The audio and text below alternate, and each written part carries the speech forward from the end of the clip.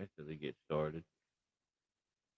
All right, we have officially started, ladies and gentlemen. Welcome to For Shoots and Giggles, my little interview show that I like to do once in a blue moon when I get time to do it. uh, Not sure how the internet's working today, but hey, we'll get through this and have a good time.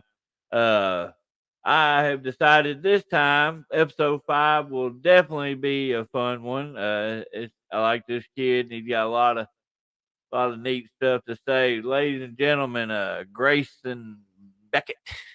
Yeah, what's going on, man?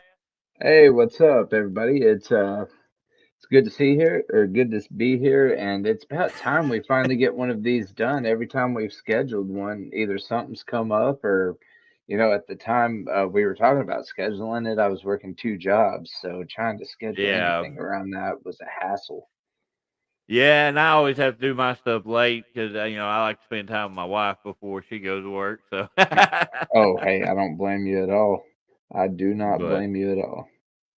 we got a few people popping up in the viewership.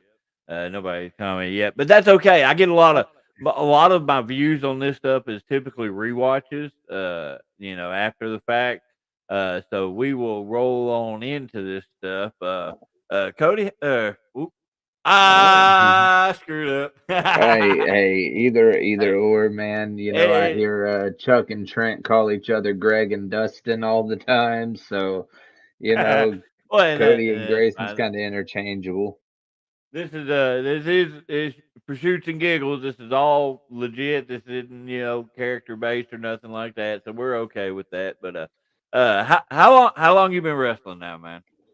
Man, I would say consistently, I'm on like year like 7 right now, or close to it.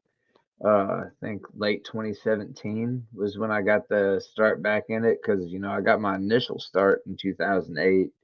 And I did that until like 2010, 2011, and then just Right. kind of showed up here and there. But I was more focused at that point on trying to get my degree before I got back into wrestling and just dove head first into it, Yeah. just so I could devote more time into Right. So you say you initially it. started earlier than what you actually started. Now, what was going on there? Where was that at? So that was for Rodney Mack and DCW in Jonesboro, Arkansas. It's actually where I met Josh Cross years ago, because back then they were doing shows at the Electric Cowboy, and like I'd been to a couple of those, and then afterwards it was this little sportorium like building next to a Seductions in Jonesboro, down the road where Turtle Creek Mall is. If uh if you were at that light and you just headed south, it'd take you right to it about a mile down the road. And started there for a little bit, and then me, I was only like 17 at the time, and I was a Oh dumb wow. kid, so I made like a lot of really, I'll be honest, I made a lot of the wrong decisions, listen to the wrong people, and by the end of my time there was stuff going on, and business wise with that company, and then in my personal life, my grandfather had died, and some stuff had went on with a family member of mine, so I had to take care of that, and just kind of help my parents where I could, watch my nieces because of it, because Yeah. family member got in trouble, and so we had to step up. And so, and I'd do it again if I had to, because I think that time away, if I'm being honest, like, they say absence makes the heart grow fonder. And I think that time away really helped, like, reconnect me to wrestling again, because, you know, I wasn't young anymore when I got back into it, but I could I approach know it all from a about different that. set of eyes. Oh, yeah. And I mean, well, I mean, you were there from day one, like in the, 2017, 2018, you know, coming back and training and just kind of Yeah. hitting in head first. Now I can't remember. Was it the ASWF or or LFW first time we met? I can't remember which. Um, it was LFW, and then you're telling. I remember you telling me, "Hey, we run training at ASWF," and then Okay. I remember saying, "Okay, I'll give me a little bit and I'll be there." And I think like it was the next month I just started going, uh, Yeah. just so we could get money right and everything set up there, and then from there, we just started training, and even on the off training days, if it wasn't, everybody going up there on off or non-show days to train, me and William Blackwell, he'd somehow con Ricky into giving us the keys to the building, and so, uh, me and Blackwell spent a lot of time up there, even on like Thanksgiving and Christmas, because Yeah. family drama and it's like, hey man, family drama is going on, what are you doing? Pretty much the same. You want to go beat each other up for a little bit? And that's what we did. So I get plenty that, of man. chicken I get nugget that. Christmas dinners for those training days. There's nothing wrong with that. Nothing Oh, wrong with oh, that. not at all, man, as long as you're in Uh, good company. yeah. So let's talk about a couple of little things that intertwine with each other. Um, your first match you actually had. First of all, who was your first match? All right, my first match, believe it or not, was Big Josh, or otherwise known as Chaos. He was he got his training from Rodney Mack there, and Yeah. me and this guy named Andrew. I remember training, and they're like, "Hey, where you going?" And I'm just, I wasn't going anywhere. I was just like going to the car so I could go to the gas station and get some Gatorade or something. And they're like, "Where you going?" I go, "I'm gonna go grab a Gatorade." And they're like, "Well, hey, be back in like 10 minutes. You're wrestling." And I'm like, "Cool." I had no gear at the time, so I was just in I was pretty much dressed like Tommy Dreamer in that match, and had a cut off shirt. And me and Andrew went out there and we gave them the best 5 minutes of getting the crap kicked out of us we could. And then my initial comeback, my first match was, I think it was either a triple threat or a fatal four way, but I know it had CJ Jenkins and it had this guy named Cataclysm in there, and I wonder what happened to him. I do remember taking a power bomb in that match. So Oh wow, I did not realize that. So yeah, uh, well, like that was my like first match at like ASWF. I know that at LFW I'd had a match with Matt Odom before that, and then we did the Battle Royal. Uh, so I could I could say like one of those two were like the first matches back that I could just really, I guess, sink my teeth into. Uh, uh, I credit the one I mentioned with with Ye Old Cataclysm, because that I went in there with a little more knowledge and how to like bump better, feed better, and then okay. was able to apply it there, because I'll be honest, both of my first matches technically I had no business being in that ring. I just knew that I could bump and I could feed, and it wasn't until like as I progressed, I learned like to sell more, how to sell better. Uh, doesn't matter if you're taking your time, just sell something. And I remember those initial matches were like sell, bump, get up, feed, or bump and feed. But problem was you get slammed on your back, and what am I doing? I'm not hurting. I'm just getting back up. And so that was those were the my first initial bouts. Yeah, well, whichever one you consider like your actual first one or whatever. Yeah. Um, what were like emotion wise? What were the feelings going into it? Well, I mean, all of them. It was just like nerves because I didn't want to screw up, and hurt anybody or hurt myself.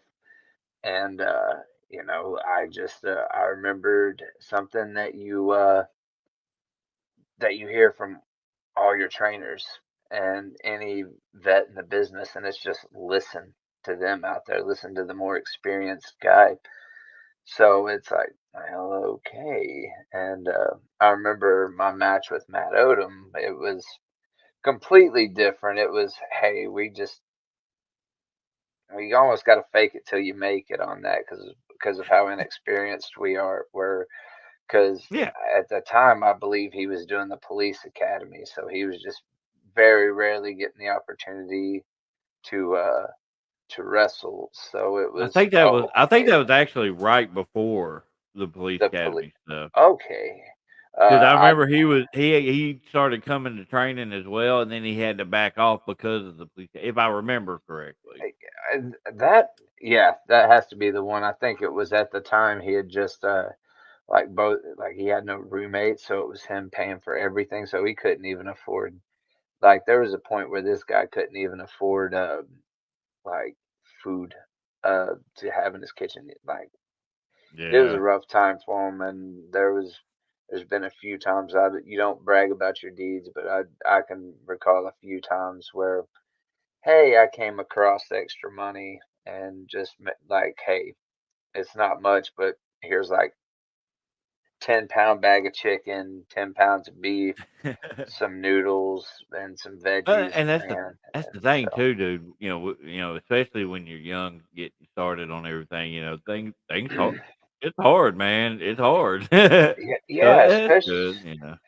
especially nowadays because I've had the conversation with people. I remember being able to feed myself and my ex-wife and put a roof over our head when I was making this amount like 7, 8 years ago. And now it's like what There's I'm no making way in now, hell. with what I'm making now, it's like, whoa, there's no way I can do that now. Uh, but it's I blame the economy for it, and there's been, things are tough for everybody and it costs Yeah. everything. It's it's to the point where no person can work 40 hours a week now on top of wrestling and sit there and feed their families. Like one person can feed their family. Uh, Yeah. and if they can, hey, let me know. Let me know what kind of job is paying that kind of cheddar. So, Well, let's um, let's flow into the next little deal. One thing I like to pick the brain at. Now, when I ask this, I mean on this part, I mean like bigger names and bigger shows like WWE, New Japan, even AEW and whatnot, and all. But yeah. wrestling wise, who are the biggest influences on your not just character but style and everything? Who are your biggest influences wrestling wise? So, Mick Foley, obviously, he ain't the prettiest. He wasn't he wasn't the best or most athletic, but I mean, he gave his body to the fans. And so, I mean, just to see like this guy mutilate himself, it was, to me as a kid, I was enamored because you only seen that kind of stuff in horror movies or action movies. So Foley's one of them. I would say Brian Danielson's one of them, especially at the size I am now. It's like I may have like 25 pounds on him, but same height and similar-ish build. And it's just like, oh, hey, this guy he's small, but he can go. Um, and then a lot of the WCW cruiserweights, just because it's like I want to say that I don't try to knock on Haas and big man wrestling. To me, I've always enjoyed wrestling that I can relate to, Yeah. and as of late, it's like I've been studying hard on like Roddy Piper just to see what kind of just to see the villain he is and seeing Yeah. that he can like get a reaction and all he has to do is this and this. He don't have to do anything fancy. So it's just like the simplicity of that as Yeah, trust me, I get it. I love simplicity. man, no, I'm starting to learn now that like, there's a reason like the simple things in wrestling are preached to everybody, and it's because they work. That's the reason they're still talked Yeah. about. Um, So I would say those are like my biggest influences, and then of course, my trainers. Uh, aka you helped me a lot. There's been a few times where where I'll get like a message from you, hey, I watched your match, and I get some critiques from it every now and then still. So it's like, oh, hey, man, like, Well, it's you cool to see flowed there's right still into being the there. next question. That's what So, I was gonna ask you, like, past that, the more the like say the local talent stuff, your biggest influences on, um, local wise. so you, I do appreciate yeah, that. yep, yep. I would say that watching Bruce do his character work has been really cool to see, especially the trajectory that he went from this beer swigging redneck to this modern day monster, to play the words on it, is like this werewolf. Before before the beer swilling redneck, you did have the psychopathic clown, Oh so yeah, that was sideshow. So a very crazy arc right there. and I would be remiss if I didn't mention my best pal William Blackwell, or Will Steffen. In that this guy was everybody knows, like anybody that's been close to us knows that like we're tight now. But we've had a few butting head moments where, it's but like he's always been one to help me find work, help teach me how he approaches promoters for things. And Yeah. sometimes like I'll run something by him and he's like, maybe don't word it like that, but maybe this is your thing. Because I tend to try to be direct, and while that works, it's sometimes being direct, you sound like a jerk if you're too direct. So he's like, there's been a few times where Will's like, hey, rein it in, buddy. We gotta, let's see what you can do. But he's, outside of being my best friend, he is a huge influence on me. Just like wrestling wise, dude's got a ring IQ like no one's business.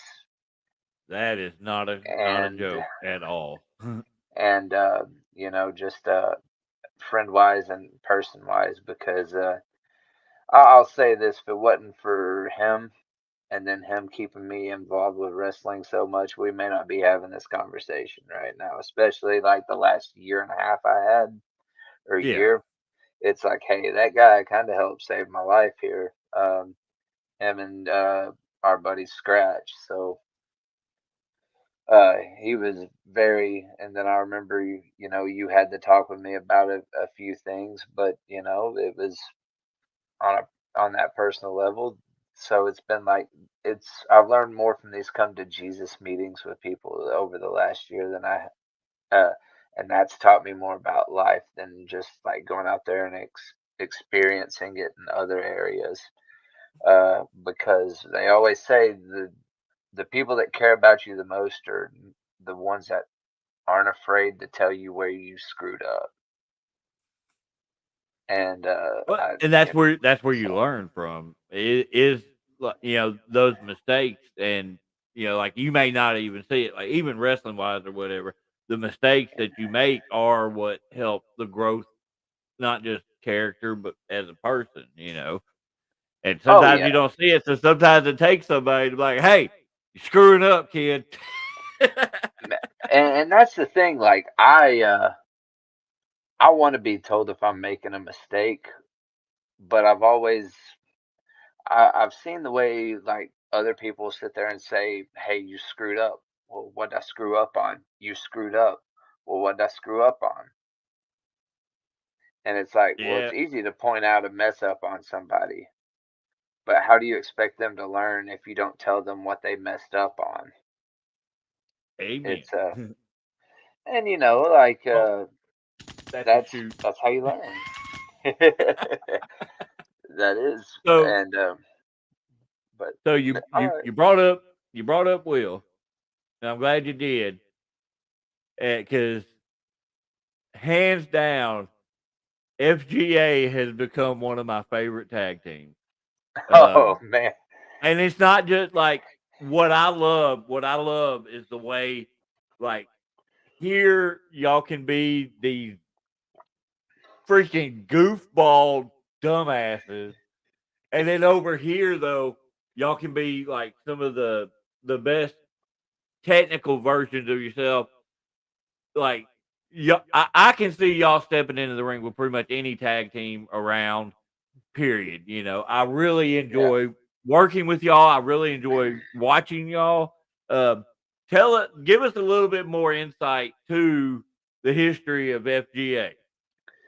Man, so let's just say that the GA is, it's pretty. Anyone that knows what it stands for, but it does stand for fully gifted athletes. But Yeah. there was a well-known, I'll just refer mouth breather and put it the nice way. Uh, had said a few uncouth things about Will, and I remember me saying, "F that guy." And then I'm like, dude, we can just create a tag team and we'll call it this. And I mean, it took a while to get it off the ground. I remember, when at ASWF, it was, hey, we want to get y'all more experience with that before we put y'all in. And so, Antonio at SCW, he was kind enough to let us do a trial run. And we were both like, hey, look, we'll put these guys over. But we ask that you let us come to the ring with each other and then beat these guys down after just to show that we're a formidable team. And poor man, when I say this, and poor Curtis Dunn, because we did this power bomb combo to him. I forgot what it was, but we slammed him so hard it broke his ring in one Oh, area, like broke Jesus. the board. And to this day, Curtis has told me, well, that's like one of my favorite things I've ever done in wrestling was break a ring. Uh, so that was like the beginning inception of it. And at first, we were just like, hey, do you think we could? Like, we were just trying to be this serious technical tag team. And, every now and then we try to put glimpses of that out. But we found the thing that works is, you know, as singles, you get Grayson Beckett and William Blackwell, but as FGA, you kind of get them, but you're getting more of Cody Downs and Will Steffen goofball antics in there with it, just more coming. more along the lines of your actual personalities. Oh yeah, because these car rides, Easily. let me tell you, we say some very unhinged things, and my favorite thing right now has been at APW, especially with Ricky Kennedy, because he always points out his mom. So anytime I'm about to like cheat or something, I'll be like, "This is your fault, Big Earl. This is your fault."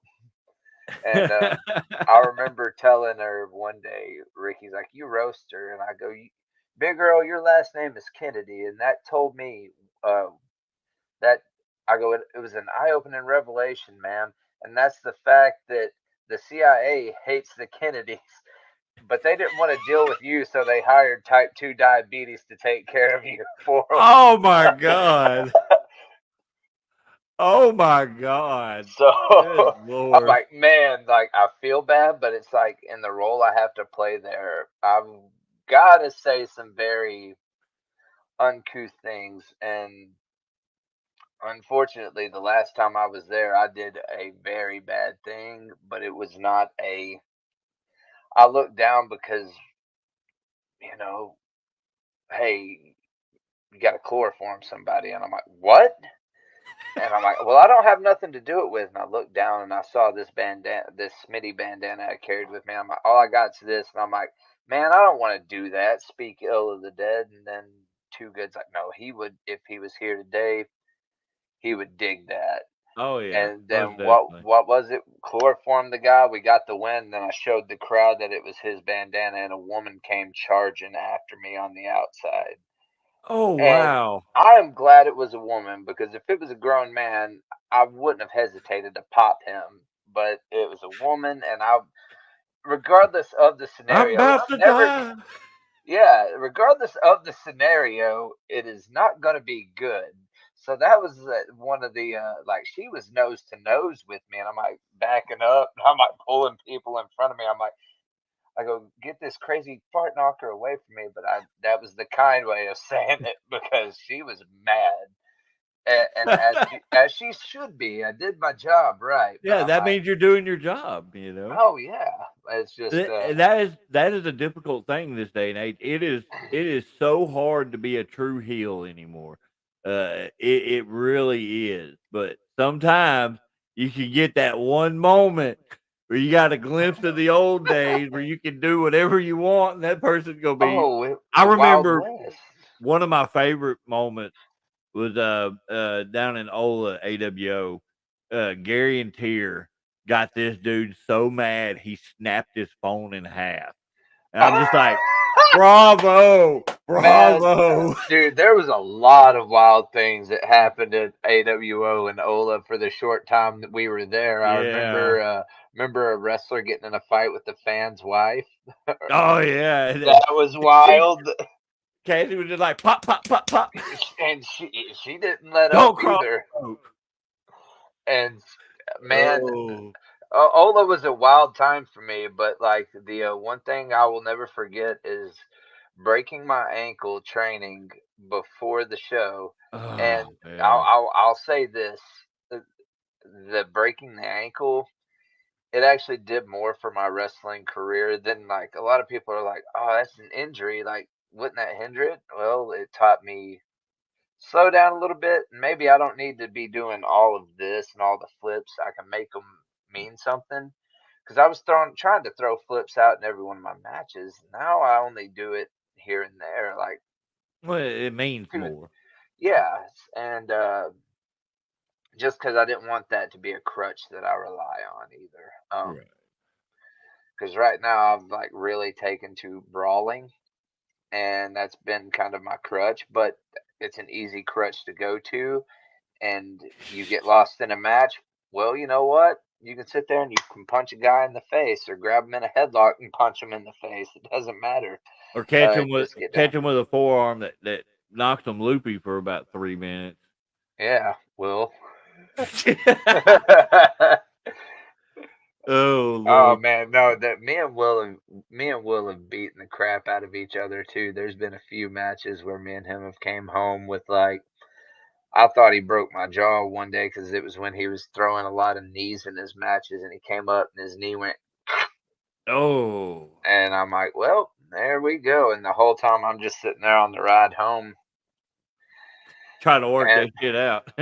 I'll never forget that ride home either because afterwards, me and him had a few beverages in us, and me and him are just sitting there like crap talking to each other in the car, and he's like Rick talking like Ric Flair, and I'm talking like Dusty Rhodes, and he throws his hoodie off. We stop at a gas station to go use the bathroom, and he throws his hoodie off in the parking lot, struts, does the elbow, and does the Ric Flair knee drop on his jacket in the parking lot. So it was a good time, but man, I was Oh sore. yeah.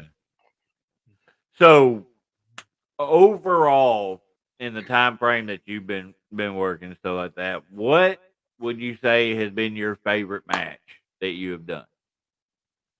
Uh, I've got to be very biased here. I think my dog collar match with Will last year had to be one of my favorites. It was, and I say that because it was special. Like I'll say, I had one earlier with Luke Langley this year, and that match helped me out a lot. Like there was some stuff I was nervous about that I was doing, like certain ways of taking a suplex, and I'm like once he broke it down to me, then it was like, oh, okay. So like helping him and then like sitting wrestling him and seeing how he works in the ring and hearing him just call the stuff to me, like as we're going, just flawless. And that was a big one. But the dog collar match, it'll always hold a special place in my heart. I told Will, this match to me, it feels like it's our Hell in a Cell match. A lot of people know Foley and Taker, Yeah. because of the getting thrown off the side and thrown through the top.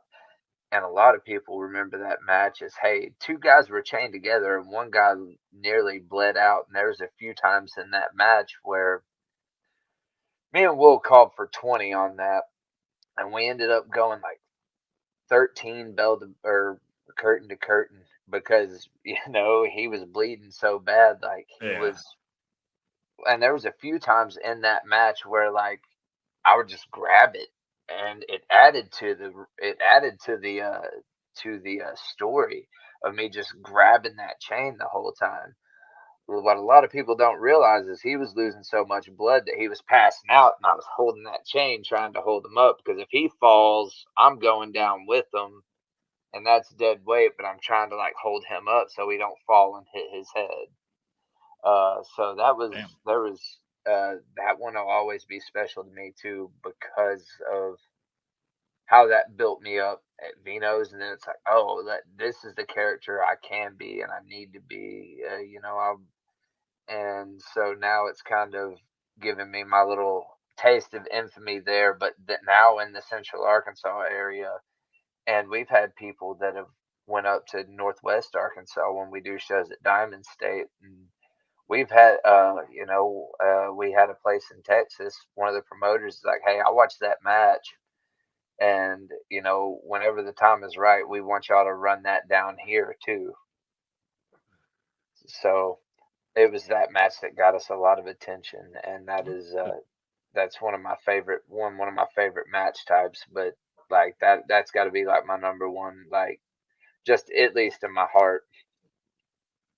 Well, and you brought up Diamond State, which reminded me on something I forgot to write down that I was gonna bring up. Like, yeah, I know you and Will FGA, great tag team, but you're also part of another tag team over in Diamond State that's more of a cult like deal.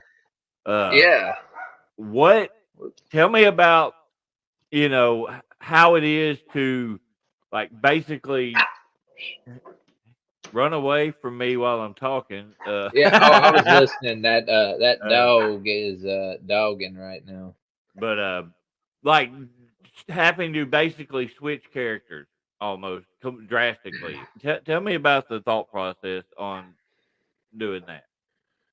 So like I can bring a little bit of my FGA character in with this character. It's just instead of being a goofball, I've got to make it more serious, right? And I remember Granny Hulkster at one point made the comment, "You don't want none of this, Grayson." And I said, "Yeah, and neither does Jesus Christ, and that's why we're still stuck with you."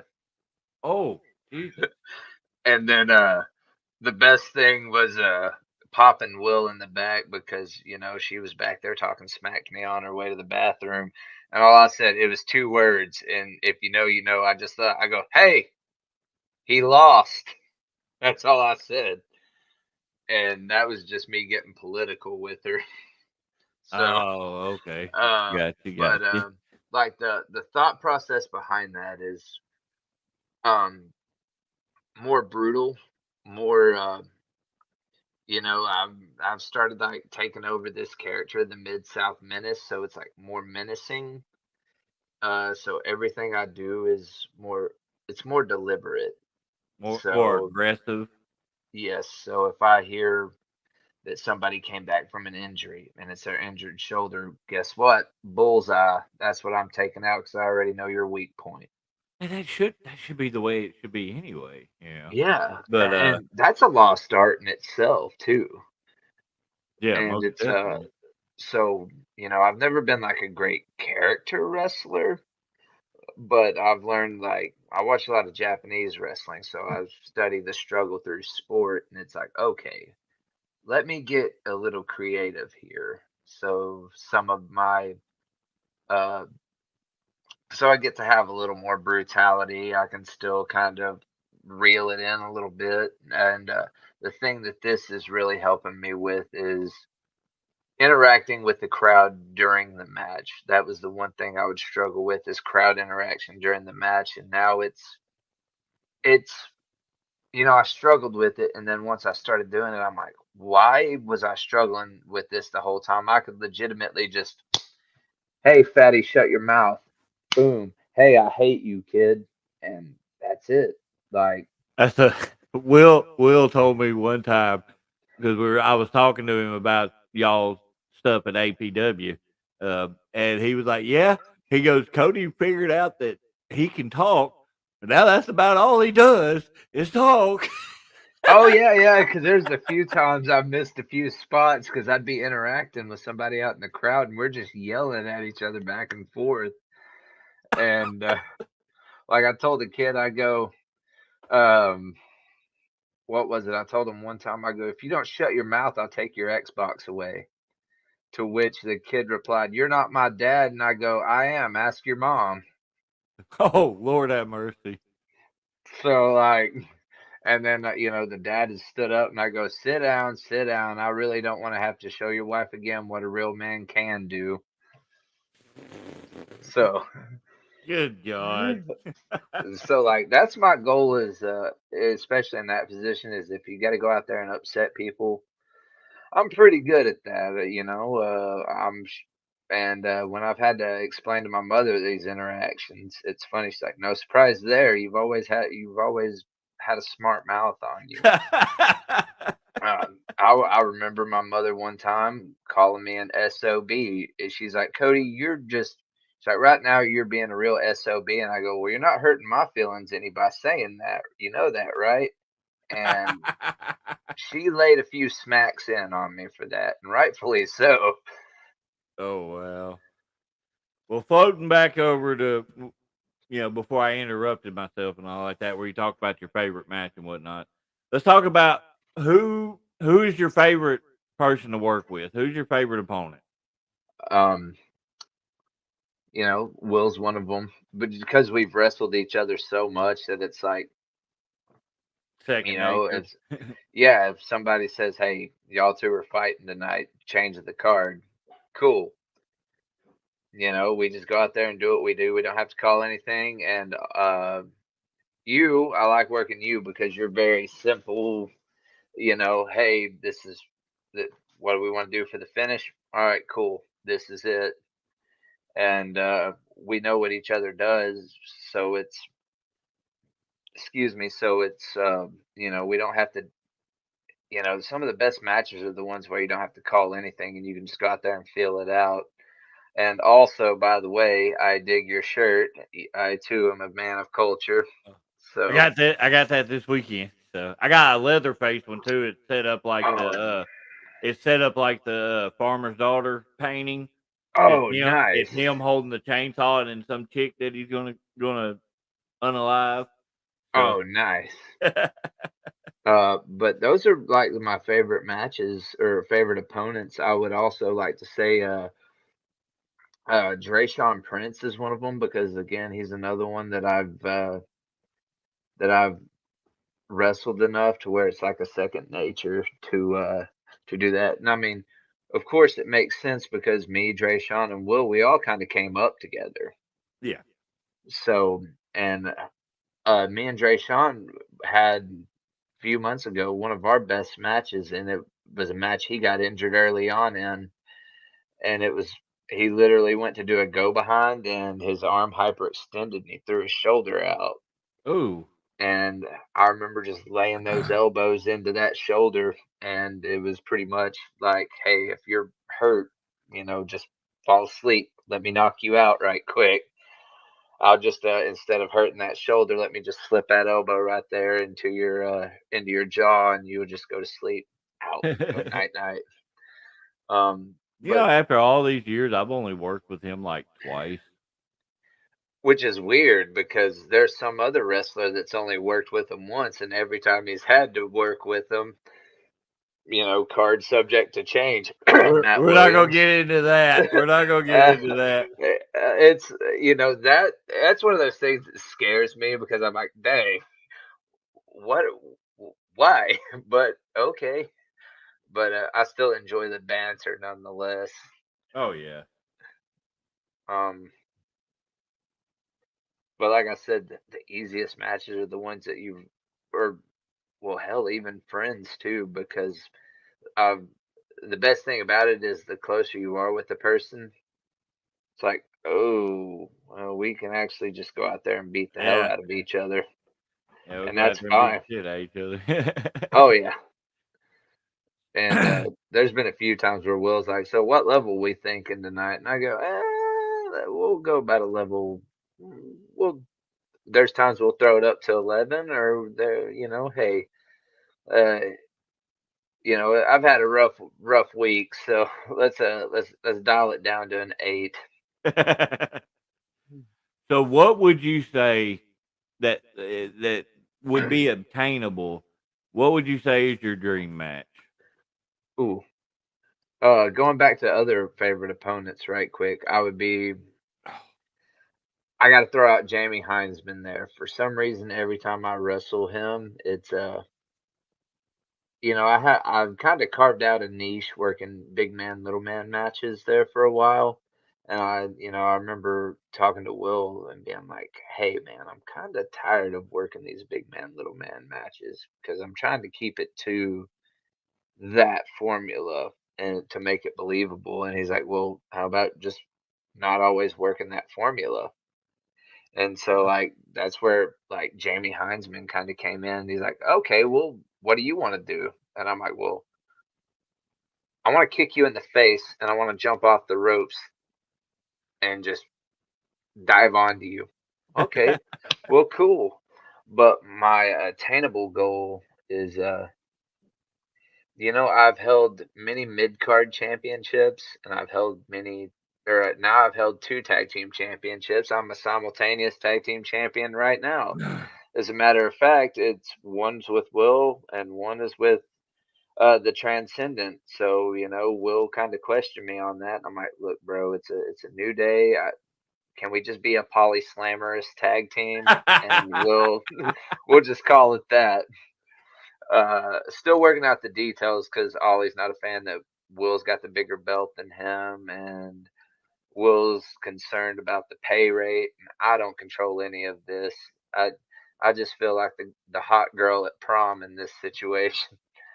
But my attainable goal is, I want to hold the top prize in the company. Like, I've never done that. And I think that, like,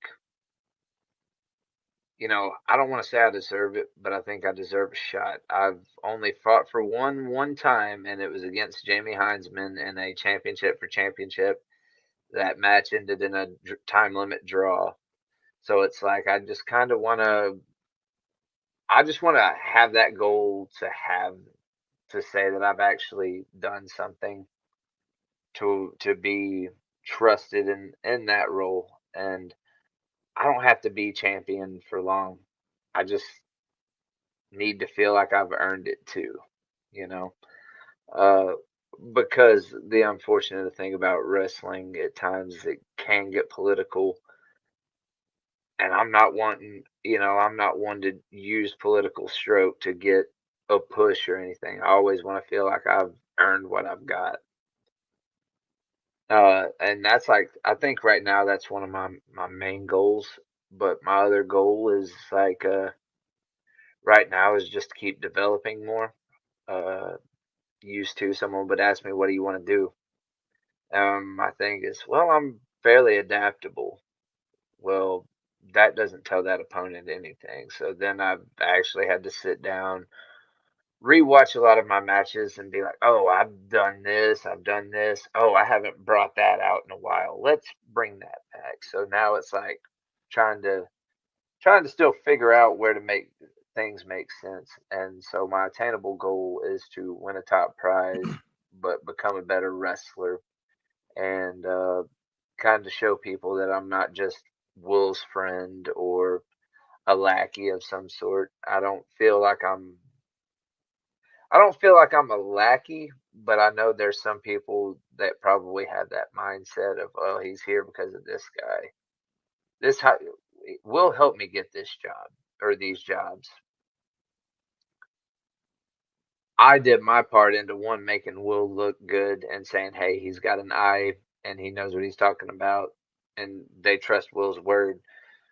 But I also have to do my part in keeping that job if I want to wrestle there again. So it's I just want to be more than a good hand. I want to be a reliable guy that somebody could dump stock into or bounce ideas off of. And that's the good thing about a lot of the places I work is they'll tell me an idea, and I can be like, well, I've got this idea too, and I think if you hear me out, we could probably intertwine these, and everybody's happy. And normally it just sometimes that works, sometimes it doesn't, and you got to do what you're told, and that's you got to do it.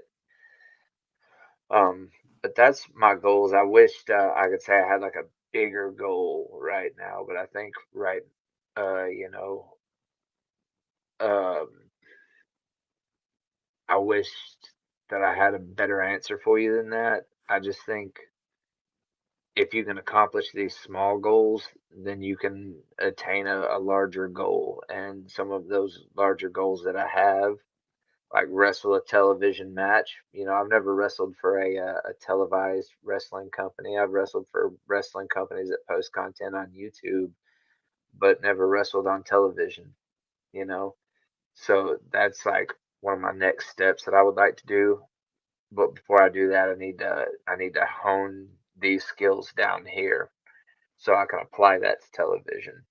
And then once I get that experience, then I can come back down here and be like, okay, this is what I applied here, here, and here. This is what I can bring to your product if I'm like wanting to work somewhere that I've never worked before. Well, and you you kind of jumped to the next question because I asked you what your dream match was. Your Okay. goals was the next thing, but you covered that Oh, really well. uh, But what's your obtainable dream match though? Like who's it against? hmm. I've never beat Buck Skinner, so I would know that I want to eventually tie it up with him again because both times I've wrestled him were uh, at a really low mental state, like in my personal life, which I try to not let that affect my wrestling. But it's like, I mean, you it's know, going yeah, to. But yeah. I don't like it. Was like I was there, the lights were on, but no one was home. So I feel like now I could give him a match where, hey, my head's in it.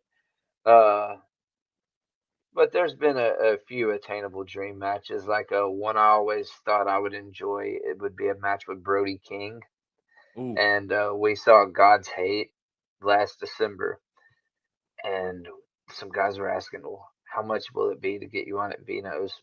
And his reply was, "A lot." That was it. And I'm like, "Well, all right, man." But another guy I would like to have a match with is Herzog. Oh wow. Um, that would, I've seen all the stuff he could do, and I figure a lot of you learn something from every match, but like when you can have a match with somebody and you learn a lot of things out of it, then it helps you and it helps the business grow. Is somebody that's not stingy with knowledge, and so uh, Herzog, Buck Skinner, those are like my really big attainable ones right now. Gotcha. Well, let's stay on course with matches right this second. If we'll get a little hypothetical here. Okay. If this, like say this coming weekend, it was time for you, you're done. What's your retirement match? I would I don't know, I'd throw you or Will in there for sure because you were my first match. I think that would, a good little bookend would be like the first match and the last match, like the special matches. Um and then Will would be the other obvious choice because it's like, man, I when you're first starting, you're kind of like, hey, just listen to the vet. And I remember my first match with Will, we just kind of did what we wanted. And so I think if I was to go out on my shield on this, I would like to do like an Iron Man match with him or something, just so I could get another goal of mine, which is to do an hour-long Iron Man match. And some of You the you have workouts fun I've with been that. doing, right? And some of the stuff Hell I've no. been doing at the gym is like, especially on this cut, is like high rep, high volume exercises. And so it's like I'm trying to train for that so I can do an hour-long Ironman match, or and if I couldn't do that, then I would like to tag with Will. I can't against we had talked to Wes Warren about it, but if we get Wes Warren and Buck Skinner versus FGA in a tag match, 2 out of 3 falls, and we went the hour, then I'd be totally fine with that. That would be like, yeah, this weekend my last match. So I like it. I like it. I like it. I like it. Um. All right. So you kind of talked a little bit about some of your little bit of a road story. Now, what's one of your favorite road stories you got? man, I would This would be interesting. And I'm talking about man, on the road. I'm not talking about wrestling. I mean on oh the yeah, road, like going to or oh man. coming from wrestling. So me and Will were going to Detroit, Michigan to get some of his stuff out of storage, and we're like, hey, while we're here, let's just hit up a company and see if we can work. And we helped them set up, and they gave us a spot on the card. And guys like Sean Lawhorn, Dickie Watts at the time. I know that's their dead name now. I don't. I haven't kept contact with them to know what their actual name is now. So no disrespect by saying that. That's what I knew them as then. Uh, but they were like, hey, they came here for experience, so maybe not have them wrestle each other. And so that was cool. But the road story for that was me and him were literally every gas stop. We had 2 monster rehabs. They were lower in caffeine. We'd pretty much just shotgun one at the gas station and then just sip on one on the drive. We were listening to the last podcast on the left. It was about Pee Wee Gaskins, and he wrote a novel about like detailing his crimes he committed. And at the end of it, it was he at the end of every sentence he always put, and that's the final truth. So for weeks, because of that road trip, like they're like Pee Wee Gaskins, they called him Pee Wees because he was small, and they mocked the voice. So like the whole time, me and Will would say something, we'd be like, and that's the final truth. But there's been a few like road stories that me and Will have had. There's been like we've been to some very questionable truck stops where we've seen people buying pipes for certain reasons that were pretty crazy. Uh, well, there's been what was it? I do know that we went to before one show we drove 3 hours in another direction just so we could get Stone Cold IPAs, and that was like some of the little adventures on it are have been the talk of it, but like there's been in and outside of wrestling, there's been a lot of stuff because me and Will have traveled together so much. Like we've got there's so many different road stories about between me and him sharing a car, and while Jake Matt Odom was listening to ICP and stuff, me and Will would throw our hoods on. I'm like, man, it's cold in this car, but you're driving, so keep up. Well, what he didn't know is me and Will each had earbuds in, listening to our own music. And he's like, man, you fools are always asleep or something while I'm driving. And me and Will were like faking sleep because we're like, man, you're just sitting here singing this stuff, and we don't want to hear that. And but like I think some of the best parts of these road trips are the unhinged things that get said and done. So So stuff that might not be YouTube or Facebook friendly. oh yeah. Oh yeah. There's a little bit of locker room talk in the car, but like a lot of it's just like weird scenarios. Like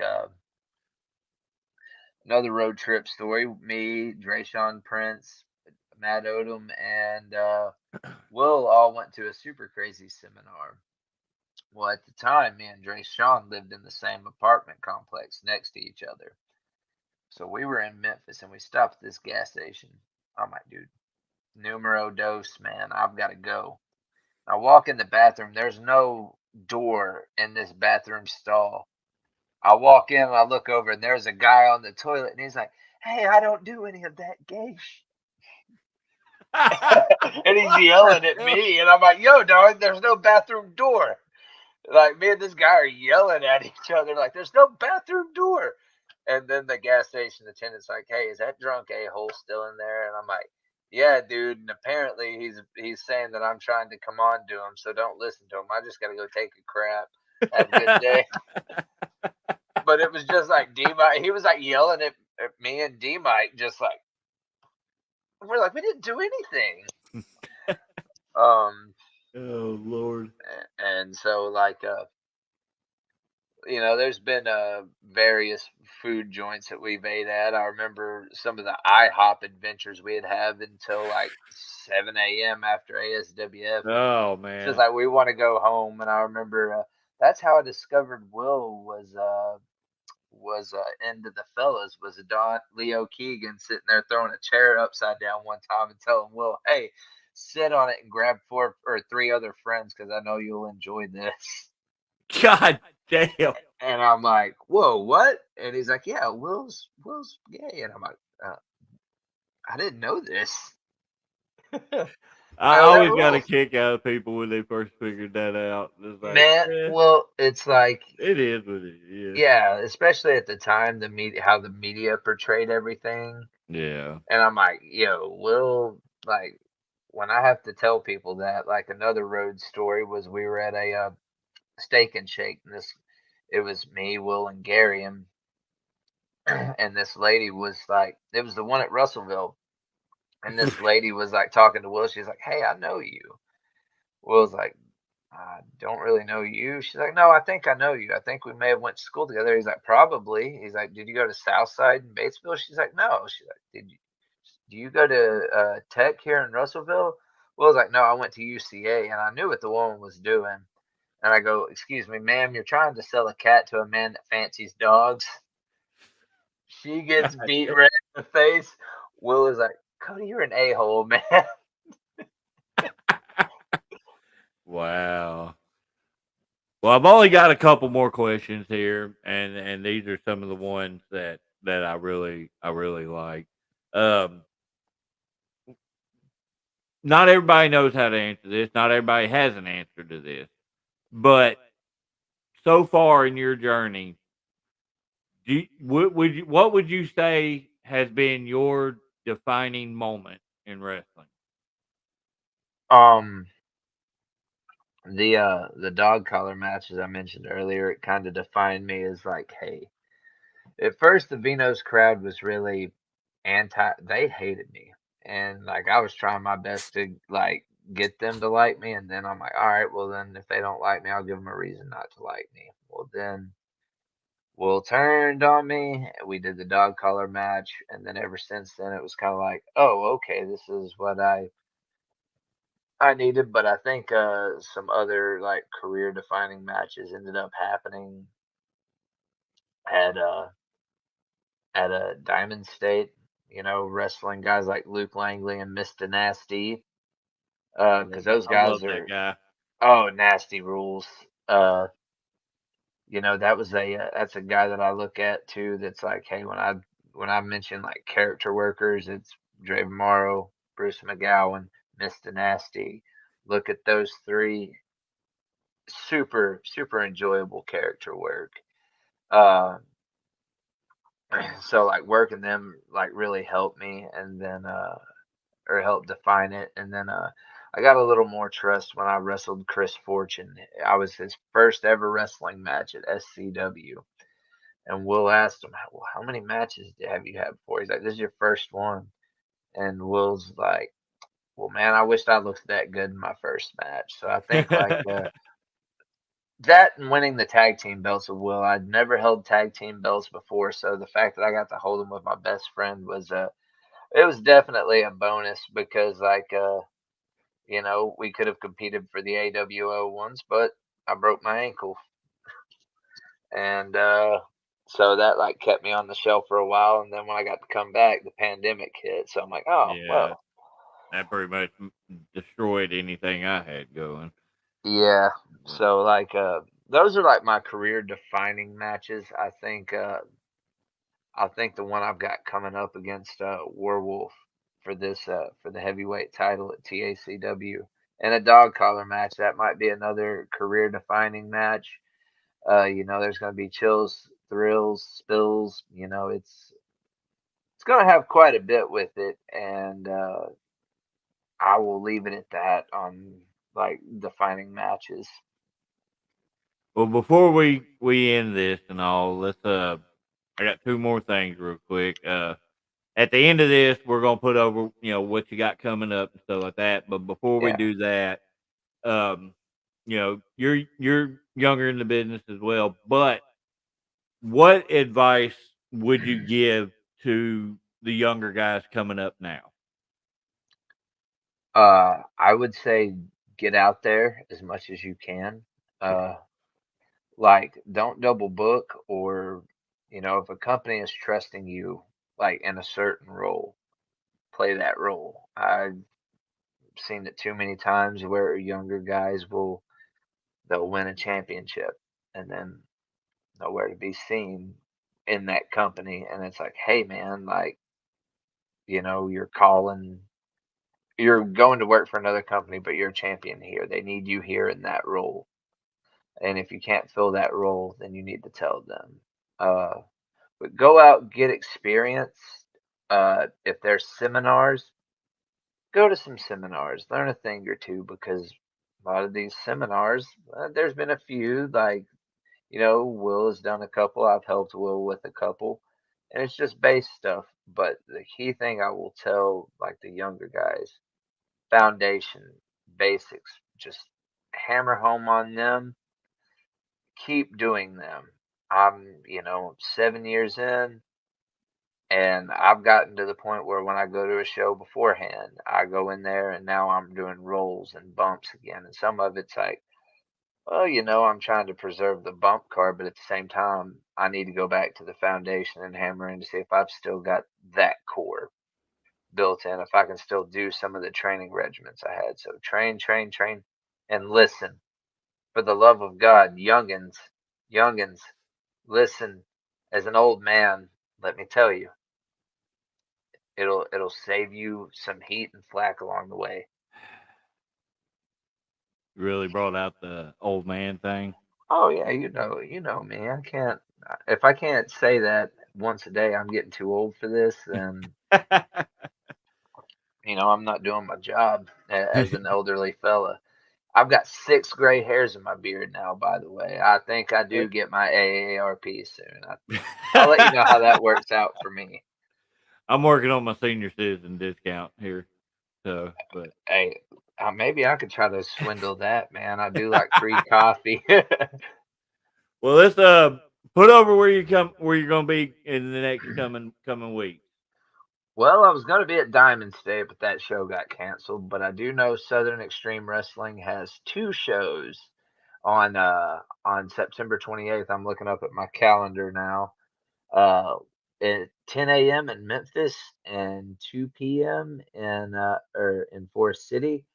I've got TAC coming up November 16th.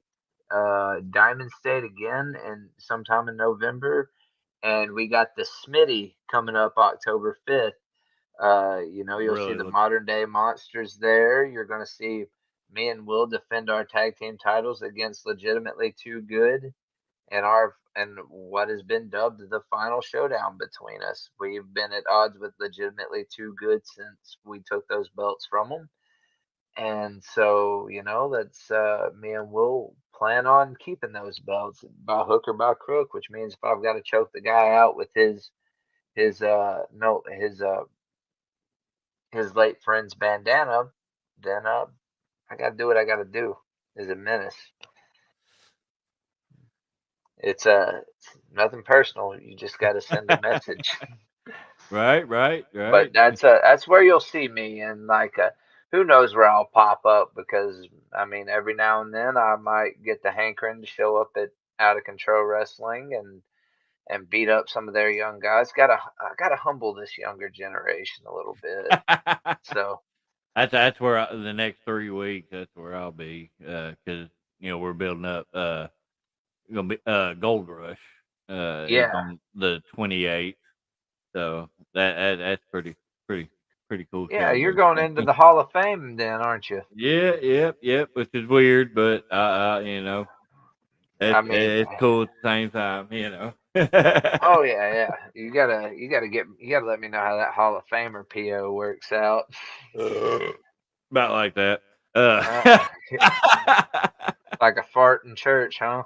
Right. It's like one guy was talking about one time. Man, I only got paid this much. I was like, you get paid? What? Yeah.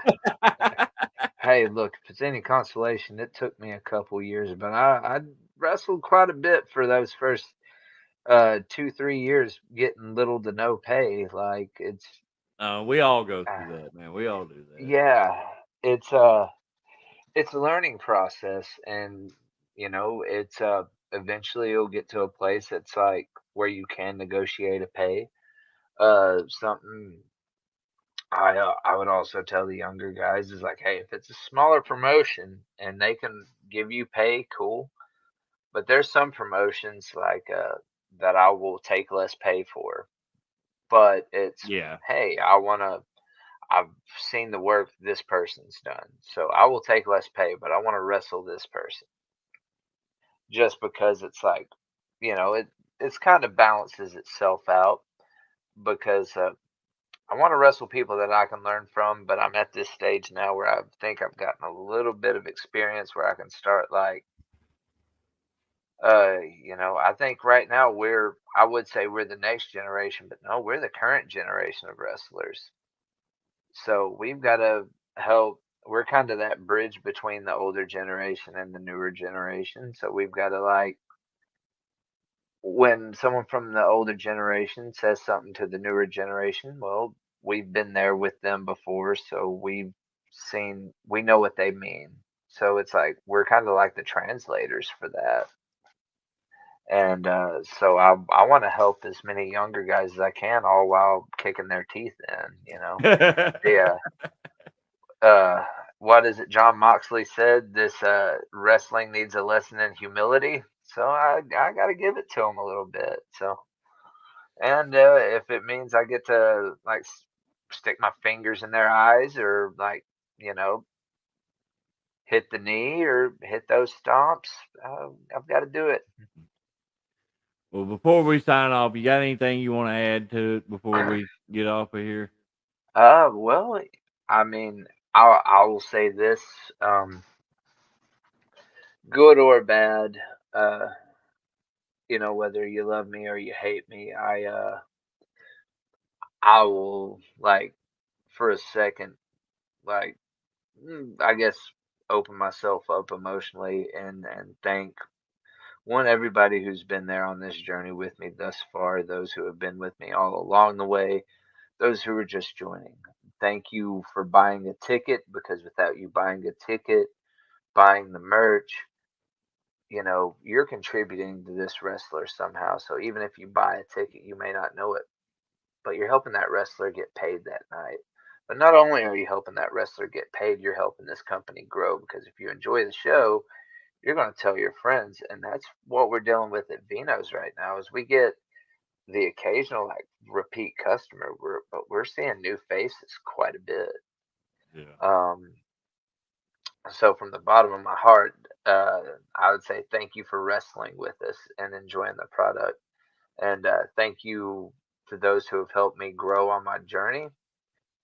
Thanks in advance for those who are going to help me grow, and just if you ever see the opportunity to give it back and be sure to give those people their flowers while we're still here because like I said, the Smitty, we're doing a show for a brother we lost, and that he got his flowers while he was here, but he's getting them even more now, and I wish he could be here to get those flowers. Yeah. There's been a we lost hell of a guy when we lost Smitty. So uh, if you want to leave an impact in wrestling, try to leave a good one and leave it better than when you found it. And that's I that's all I really have to say on that. Well, that's a good way to end it. I mean, I appreciate you Yeah, coming on. yeah, I I've appreciate you been letting been me come trying to on. get this one for a while. Glad we finally got it all lined out. And if you're watching, if you're a wrestler and you want to do one of these, hit me up. We'll see what we can do to get something worked out. I don't do these on a regular basis, but I like to throw them in there here and there. So, but Oh yeah, again, it's a good little mixture in the lineup. But thank right, you right, for having me. And again, sorry, no spicy stories. We got to keep it YouTube and Facebook friendly. yeah. But if you approach me at a show and you want to hear some spicy stories, I've got them aplenty, and I've even got a few wrote in my phone. So, like, I keep the date, the pay, who I wrestled that night, and there's a certain story about Will that I always tell anybody just to get a rise out of Will. And I'm like, man, when I go to do my taxes and I have to report this income, maybe if I tell them this story, I'll get a nice little tax break. So, but I'll let y'all know Uh, how that works out for me. All right, man. Well, I appreciate it. I appreciate Yeah, everybody that watched and those of yeah. you that are going to watch because I get a lot of repeat views on stuff like this. But make sure you subscribe to everything we do. That helps us grow, helps us get more out there to where we can do more stuff like this. But everyone, have a good night. Good night, everyone. Thank